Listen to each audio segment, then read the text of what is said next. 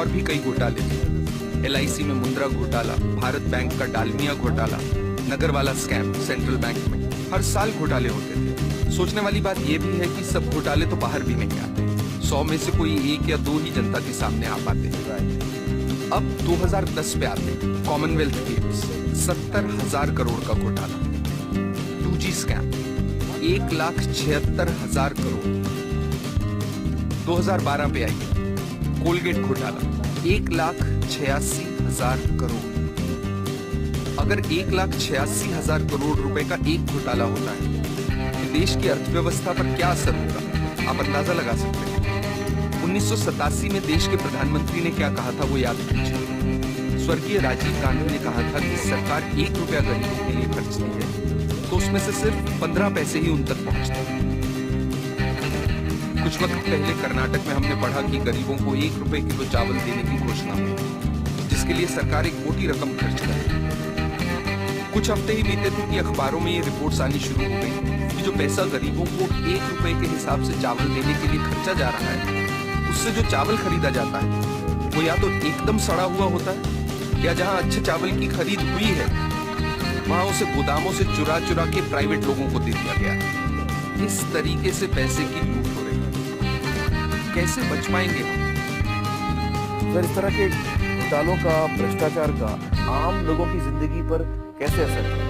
आप अपने रोजमर्रा के खर्चों को देखिए, पिछले साल के मुकाबले इस साल कितनी महंगाई है, क्योंकि जो पैसा देश के विकास के लिए रखा गया है, जिसे देश की प्रगति के लिए इस्तेमाल में लाना चाहिए, वो पैसा 85% चुरा लिया जाता है। देश के प्रधानमंत्री ने कहा था, मैं नहीं कह रहा, मेरे अंदाजे से तो अगर 1988 में 1 रुपए में 15 पैसे ही सही जगह पर पहुंचते थे तो आज 5 रुपयों में से 15 पैसे पहुंचेंगे। ये हो रही है हमारी तरक्की। हम लोग, आप हेल्थ केयर को लीजिए, सरकारी अस्पतालों को काफी नजदीक से मैंने देखा है कि वहां क्या हो रहा है।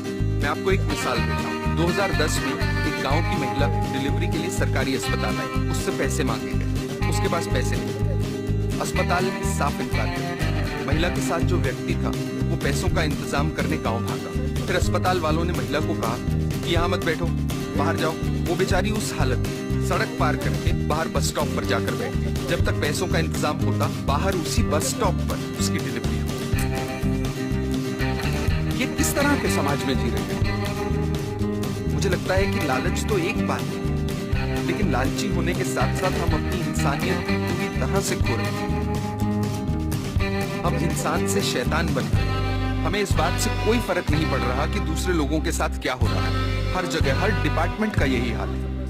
कुछ ईमानदार लोग भी हैं, मैं ये नहीं कह रहा कि सभी 125 करोड़ लोग बेईमान हैं, लेकिन ज्यादातर लोग मजबूरी में ईमानदार हैं, क्योंकि उनके पास बेईमानी करने का मौका ही नहीं है। आज के हालात ऐसे हैं कि एक आदमी जो बड़े ओहदे पे है, वो अगर दूसरे पर उंगली उठाकर कहता है कि आप भ्रष्ट हैं, करप्ट हैं, तो सामने वाला इनकार नहीं करता, वो पलटकर कहता है कि आप नहीं हो क्या भ्रष्ट? That's so true. That is so true. ऐसी सोच बन चुकी है। यहाँ जो नौजवान मौजूद हैं उनसे मैं कुछ कहना चाहता हूँ। Sure, please.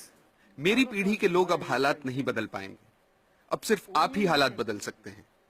और आपके लिए अच्छी बात यह है कि लालच सब सरहदें पार